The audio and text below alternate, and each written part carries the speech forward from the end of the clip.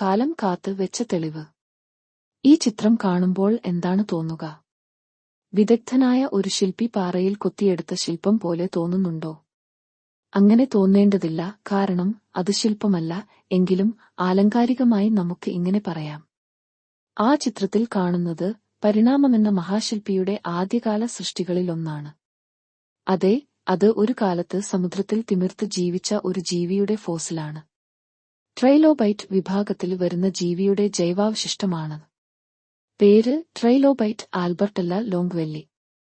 ജീവിതകാലം 52 കോടി വർഷം മുമ്പ്, കാംബ്രിയൻ യുഗം. ഇതാണ് കാലം കാത്ത് വെച്ച തെളിവ്.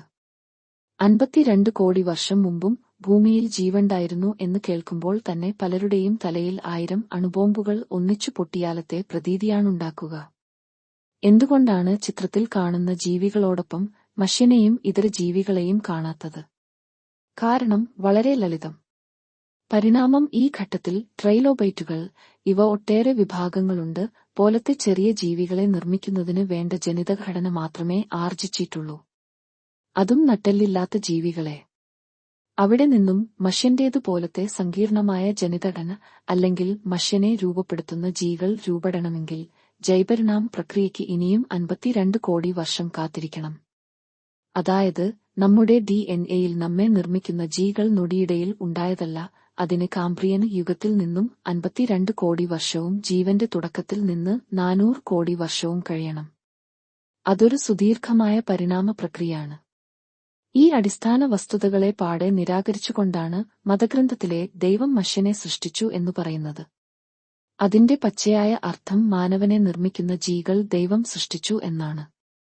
ഒരു വാദത്തിനു വേണ്ടി അത് അംഗീകരിച്ചാൽ തന്നെ, പ്രിയ സുഹൃത്തെ, ഒന്ന് ചെവിടോർക്ക് ഒരു കൂക്കിവിളി കേൾക്കുന്നില്ലേ? അതെന്താണെന്നറിയാമോ?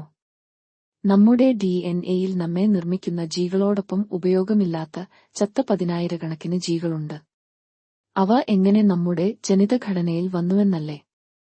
അവ നാം രൂപപ്പെട്ടുവന്ന പൂർവിക ജീവികൾക്ക് ആവശ്യമുണ്ടായിരുന്നതാണ്. പക്ഷേ ആ ജീവികൾ നമുക്ക് ആവശ്യമില്ല. ആ ജീനുകൾ നാം വന്ന വഴി അല്ലെങ്കിൽ കോടിക്കണക്കിന് വർഷത്തെ ജീവന്റെ ചരിത്രം പറയും.